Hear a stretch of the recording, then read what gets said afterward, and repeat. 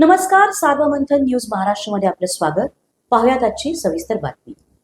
प्रवरा संगम येथील प्राध्यापक हबप देवरे सर यांच्या वस्तीवर श्री पुंजाई माता यांच्या पुण्यतिथीनिमित्त आयोजित धार्मिक कार्यक्रमात हनुमान भक्त व ज्योतिष तज्ज्ञ बालब्रह्मचारी श्री बाळकृष्ण महाराज कुलकर्णी यांना त्यांच्या उल्लेखनीय धार्मिक कार्याबद्दल राष्ट्रीय साई जीवन गौरव पुरस्कार प्रदान करण्यात आला. या सन्मान सोहळ्यात श्री राष्ट्रीय संत गुरुवर्य देवगड संस्थानचे मठाधिपती शांती ब्रह्म भास्कर गिरीजी महाराज, संस्थानचे उत्तर अधिकारी श्री प्रकाश नंद गिरीजी महाराज, त्रिवेणी ईश्वर देवस्थानचे महंत श्री रमेश गिरीजी महाराज तसेच नेवासा विधानसभेचे आमदार श्री विठ्ठलराव लंगे हे प्रमुख पाहुणे म्हणून उपस्थित होते.